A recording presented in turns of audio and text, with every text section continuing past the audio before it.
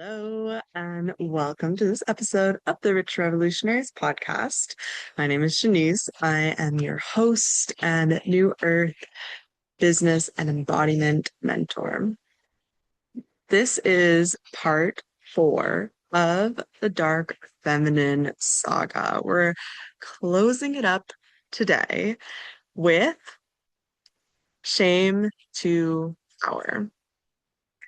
We're going to get into the gift of shame that allows us to actually leverage our too muchness for magnetic leadership.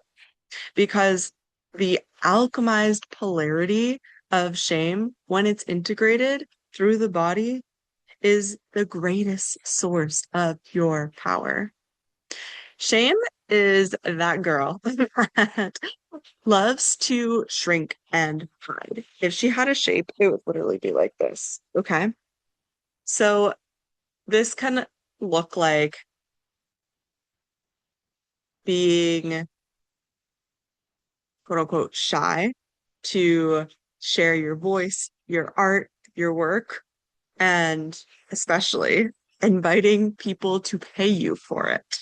Okay. You ever feel those bubbles in your stomach when you go to invite people into something that you've poured your heart and soul into? That's shame. Okay.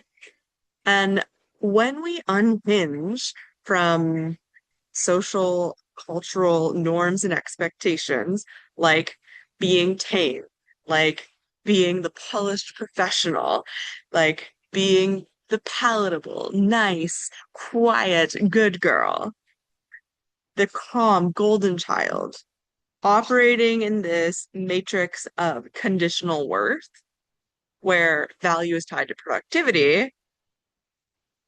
By nature, we are integrating our shame.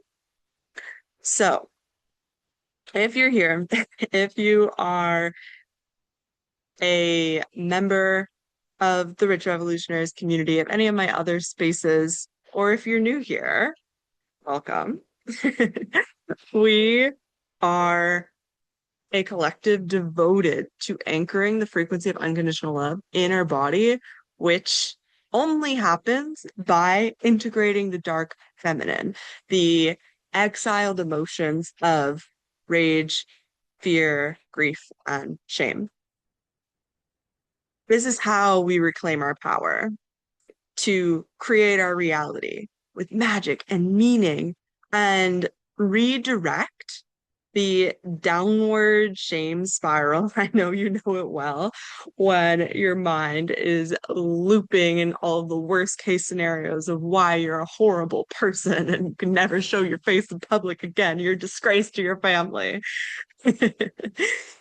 Shifting that energy into an upward spiral of expression where we shine and rise by creating opportunities for others, really. It's not just about us. Shame says that we're bad, and the way that we shift that energetic is by showing up in our empowered vulnerability, sharing the stories of our alchemy from shame to power that opens the door for others to step through, to come into a conscious co-creation with reality in this way. That's how we rid ourselves of shame. So, the cornerstone of the Dark Feminine Saga is to show you from all these different angles and perspectives that to be magnetic is to be polarizing. So you're both going to attract and repel people, and that is the point. We are so comfortable with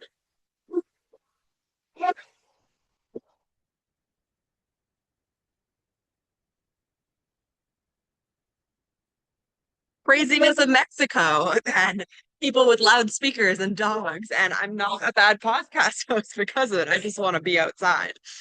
All right, that's going to repel some people. And I know who I am. I'm rooted in my unconditional belief, worth, and belonging. And so I don't have shame for my dogs barking, right?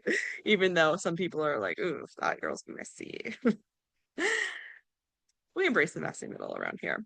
One day I'll have a professional podcast setup, and even then, I'm still gonna want to record episodes outside. So I digress. We're here to express the emotions and the taboos that we were conditioned to suppress. Being seen in the full range expression is your integrated, authentic power, right?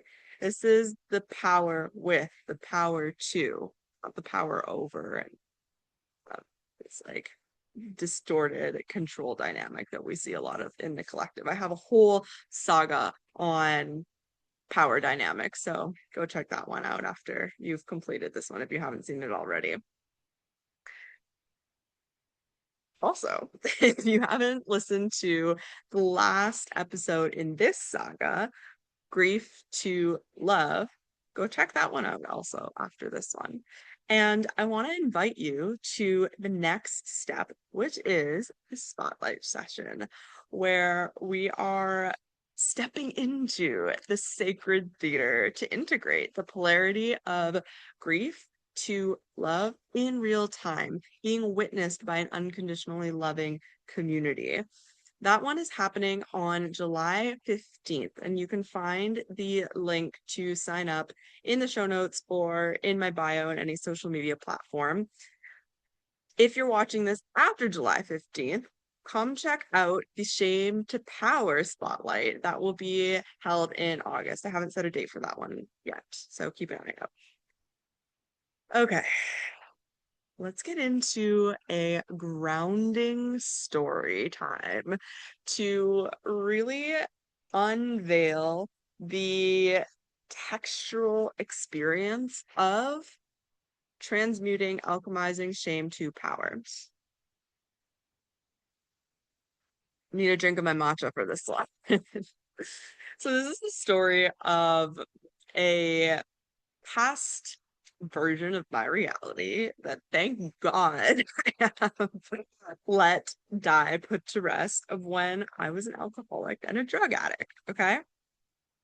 During that time of my life, I was hiding, right? Shame was the driver of all of my behavior. Shame drove me to drink. Shame drove me to be a high achiever. Shame drove me to be living this double life of the good girl. So no one ever suspected that I was in the grips of addiction because I hid it well. I hid everything well. I hid it so well. I was hiding it from myself and living this double life.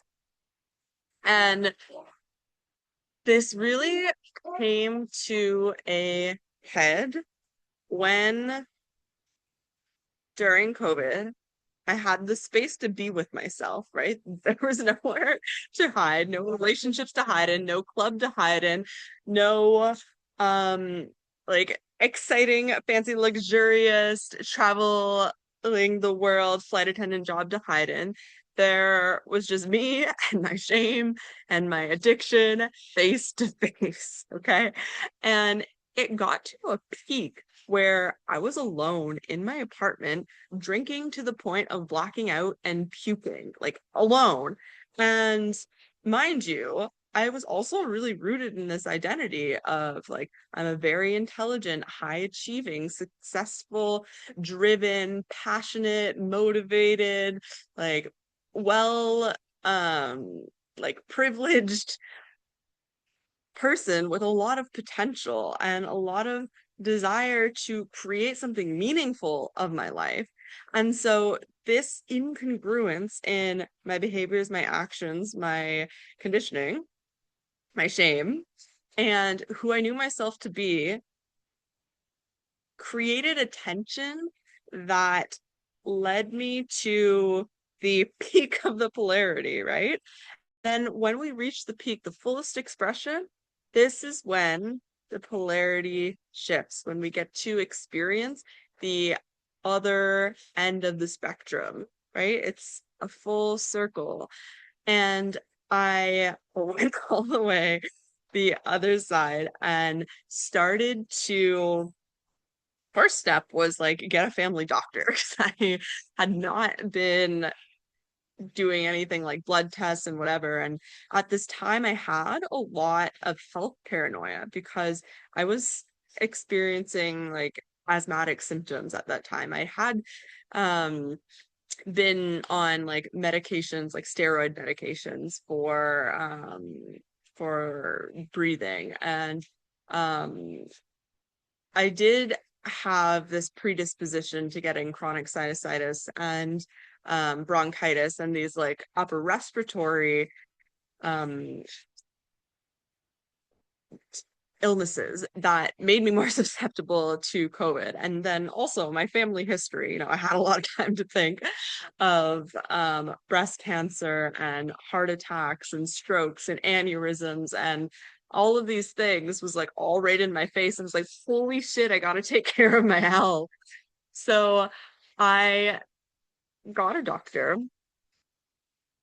started, got a referral to a therapist, started doing cognitive behavioral therapy, started working out, practicing yoga, meditating, spending time outside again, because my life as a flight attendant just had me in the air, or in the club, or in the hotel. Like I never spent time outside at that point in my life. Now I spend most of my time outside. It is my preference. If I don't go outside often enough, I'm like, holy shit, I need to go home. I need to go outside. My home is nature. I am nature, right? So during that time of going to the other extreme, the line in the sand moment that really shifted that double life of knowing I was meant for more, but not at all showing up in that way was when I was invited to one of my best friends that was rooted in this same identity of party girl, like just like bopping around the city and drinking, doing drugs, and not really like getting into the undercurrent of like, okay, what is causing this behavior of extreme alcoholism and drug addiction and staying out like all hours of the night and morning and doing this on repeat forever. Most of my friends at that time were rooted in that reality, which made it so normal. Okay. And I actually didn't realize that I had a drug and alcohol problem until I started talking to that therapist and had stopped. Now I'm celebrating 6 years of sobriety. Um, but it was just so normalized. And this is what happens, not just with alcoholism and drug addiction. This is an extreme example, but with shame in general. Like our social cultural landscape is, in the mainstream overculture operating on shame and fear, right? Shame is the greatest motivator for people to take action in their careers, in their relationships, to move away from that feeling of, I am bad, I am not good enough as I am. I have something to hide, I have something to prove, I have to perform, I need to be under this pressure to show up and be seen as someone who is productive and successful and has a lot of money and titles and accolades and certifications and achievements and blah, blah, blah, blah, blah, blah, blah. Shame, right? Okay. And this shifted for me when this friend was having a birthday celebration. And to give you some context, she had rented out this cottage, invited all of her friends, and it was titled like her name Chella. Like Coachella, but her name Chella. And essentially what was going to happen there was a whole weekend of binge drinking and doing drugs and just like listening to loud music and being crazy. And I decided I was not going to go. When I received the invitation, I said, thank you. I would love to celebrate you, in a different context, but I won't be going. And she's like, wait, what? Like, are you okay? I never said no to this person. I remember in February of that year, we had bought tickets to go to this rooftop daytime like party in downtown Toronto. And I woke up that morning with COVID, mind you. And I told her I didn't feel well. I didn't think I could go. She was like, no, like, please come. I need you there, blah, blah, blah, blah, blah. And so I went. I didn't know it was COVID at the time. Granted, this is like right before the big like outbreak in March. But like, this is how codependent I was on this like dynamic. So to say no was a big line in the sand moment. And when she asked me, like, are you okay? I was like, actually, I am doing the best ever. Like, I don't drink anymore. And I don't have interest in being around environments of like drinking and doing drugs. And she's like, yeah, well, like, we are going to be drinking there. And I'm like, yeah, okay. Understood. And if you want to do something like well sober with me, then I'd love to celebrate you, but I won't be going. And she's like, oh, okay, well, that's sad, but like whatever.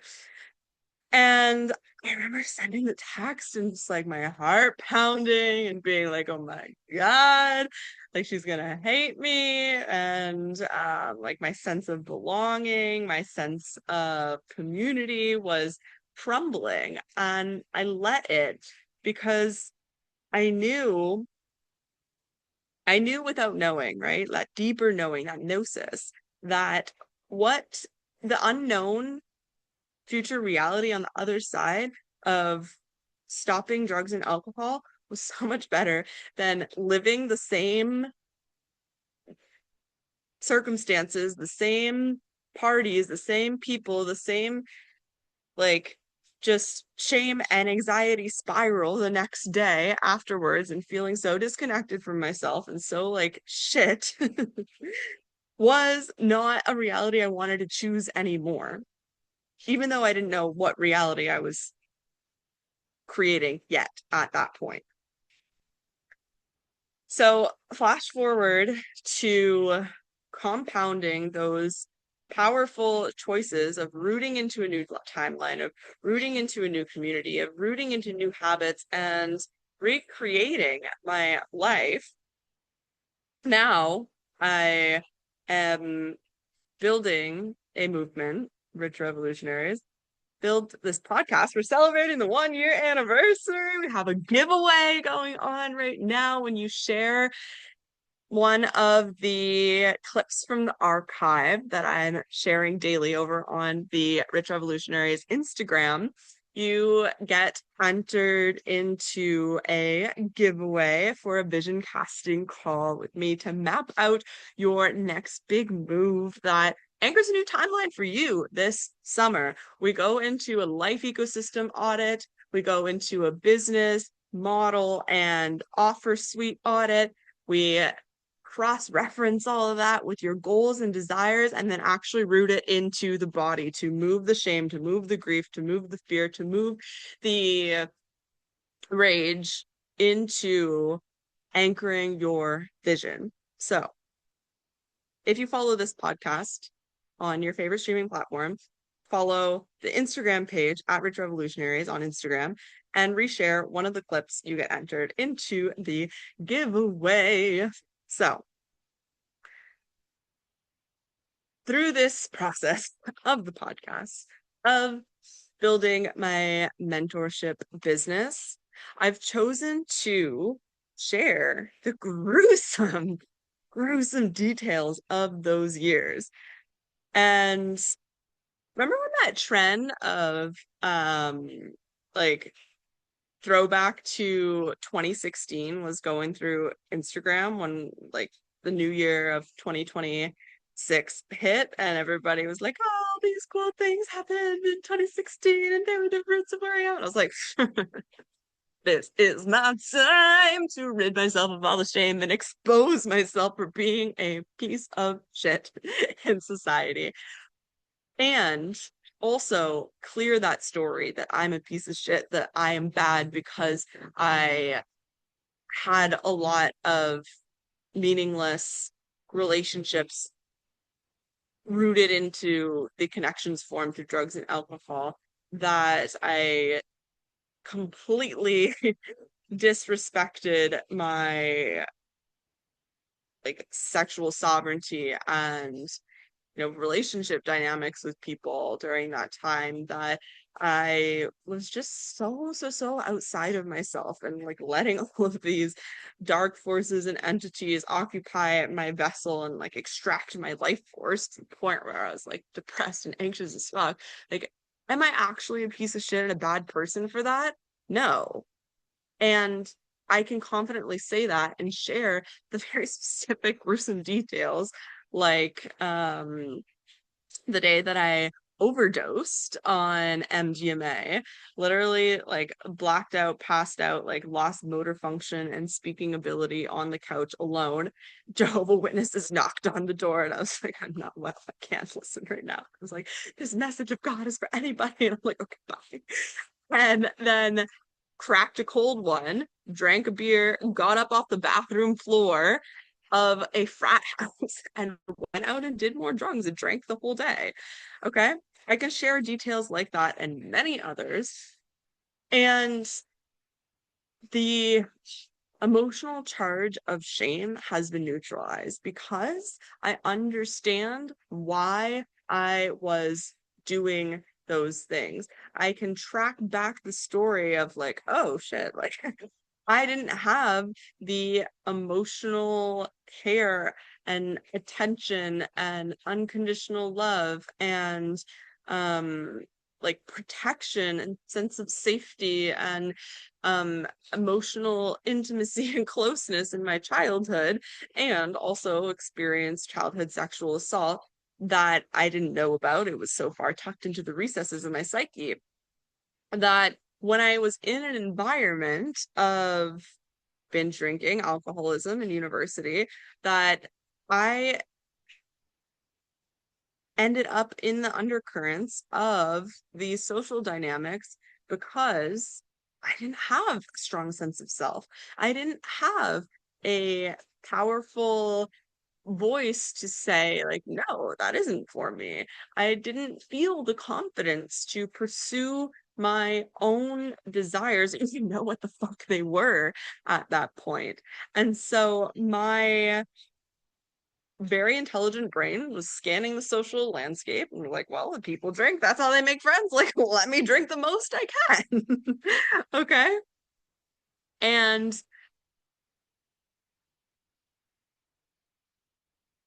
I have gone through the embodied evolution process of feeling the shame, of hiding, of continuing the double life, of having this compartmentalization of these different identity structures that exist solely in different circumstances, which is like the norm. I remember telling one of my roommates when I was living in Squamish and working as a full-time nanny that like I felt this like separation created being created in my psyche between who I was in this nanny home and who I truly am in my authenticity. And he's like, yeah, that's normal, that's like how people like operate in jobs. And I'm like, okay, maybe it's normal, but it's not what I want. Okay, so I had more of a grasp on the like mechanisms at play, but still had not yet integrated shame to my power to create my reality, to not be codependent on an external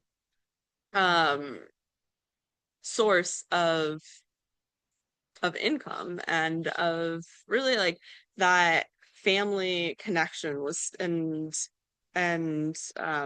like nurturing environment for the children that I was caring for was really what I needed to learn in that season. And I've kind of like digressed into another story.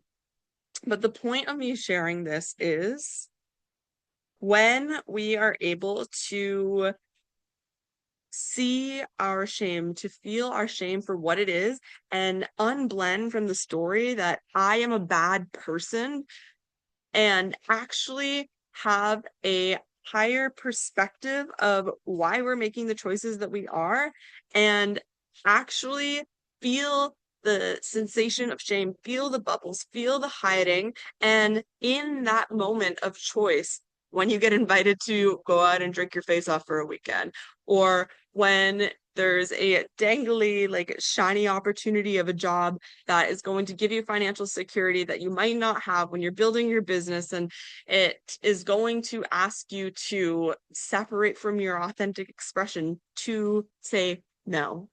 I am powerful at creating my reality, of resourcing myself, of asking others, inviting others to pay me for my gifts, for my art, for my voice, for what I know, for my lived experience that is integrated into the life alchemy that I'm here to serve others through.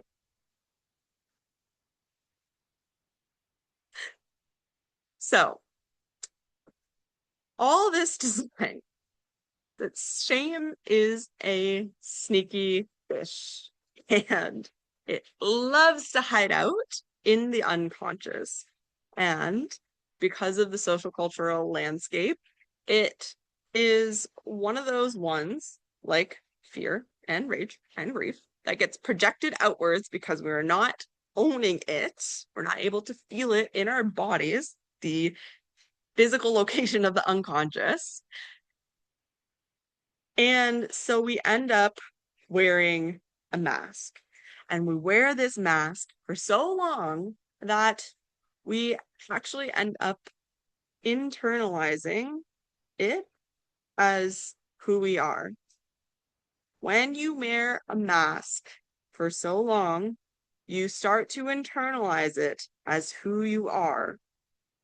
No matter how intelligent, how much potential you have, what socioeconomic background you came from, how close your family was, how good your relationship is, how successful and high achieving you are in your position, in your job, in your business. When you are wearing a mask for so long, it becomes internalized as who you are. This is mistaking your persona, your front facing, like how I present myself to the world, as who I really am. This is personality, right? Break that down, etymology, personal reality. And you can forget that that identity, that personal reality, that persona can shift at any moment, right? It's not who we really truly are at the core of our essence, of our soul beingness. When you choose to shift your perspective on the character you're playing, have that line in the sand moment, shifting from shame to power, drop the mask, feel the emotional burden, right? The only way you're ever going to drop the mask long term is by actually feeling your shame. I hate facing head on the thing you have been running from your whole life, in relationships, in success, in business, in vacations, in material things, in generating wealth, in there's infinite ways that people are avoiding feeling the emotional burdens that they're carrying. And that is such a disservice to ourselves, to the people we're here to serve, and to the collective at large. Because when we choose to feel it, when we choose to drop the mask, then we get to alchemize that energy into something new. We get to give that character that was wearing the mask a new role in the system that makes up who we are. Same energy, new relationship.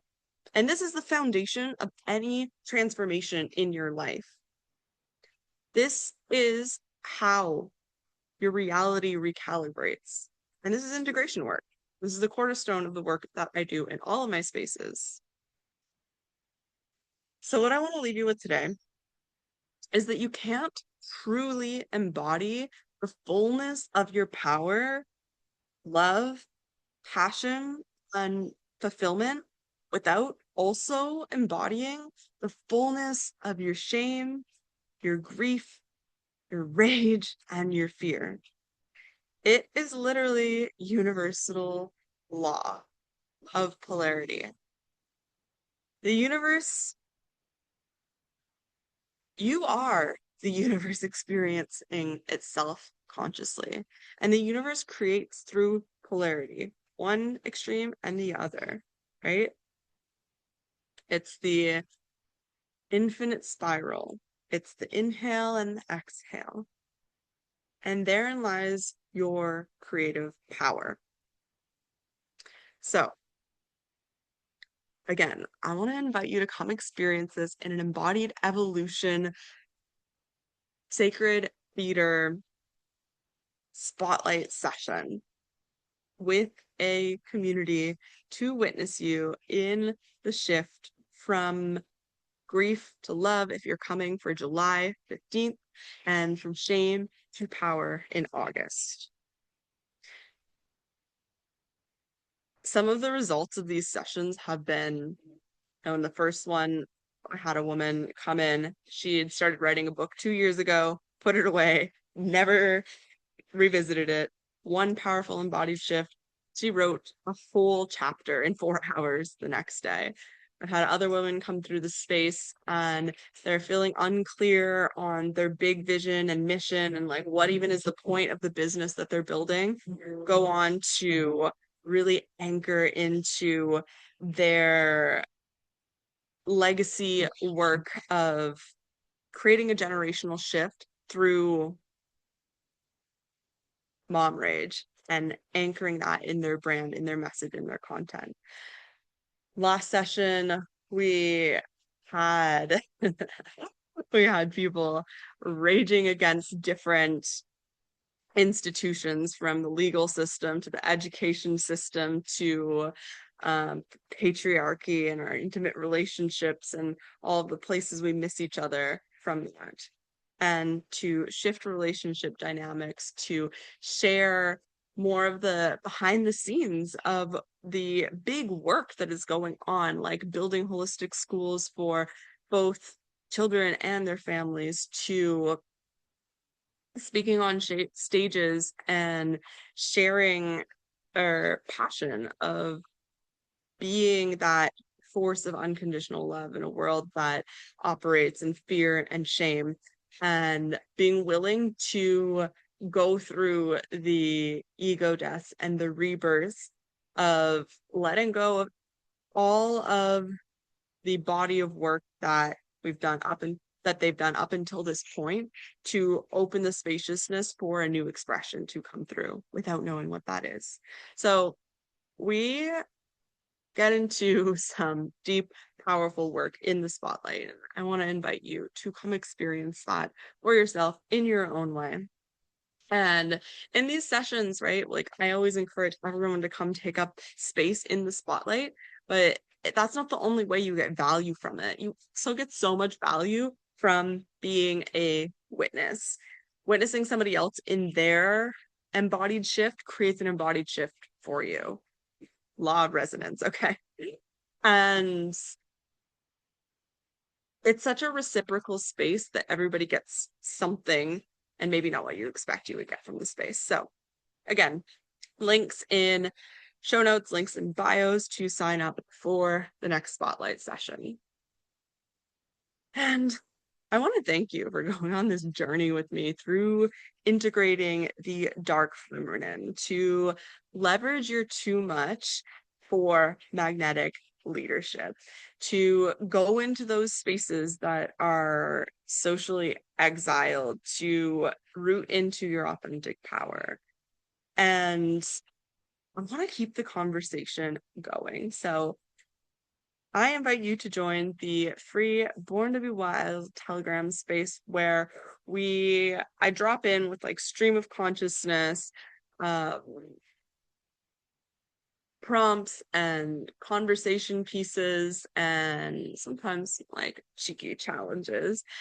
And we wisdom weave there together, from things like land stewardship to wealth generation to legacy work to relationship dynamics to rebranding and everything in between. And I'm going to be launching my next free program in that space. And this is really the next step to integrating the dark feminine, right? We do our work of our emotional alchemy in our own space. And eventually, the next step is to be seen in that. And that is when our greatest shame gets activated. So, I am currently in the process of co-creating really with the divine, with creator himself, herself, with the earth, this new program called Attention For. And it is intentionally provocative, profane, and really the intention of this program is to get turned on by being seen in your leadership, in your relationships, and in your soul mission. So, this is going to be a 2-week program in the free Telegram space. I'll be dropping in, I think, like 6 different voice note drops with some action integration challenge items. And that one's going to be dropping July 20th. So, right after the Grief to Love Spotlight session. So, I invite you to join us there. Again, I'll have the Telegram space linked in the show notes, and it's also in my Stan store and my link in bio. So I will see you either in the next spotlight session, in the next episode of the podcast, or in the Telegram space. Thanks for watching.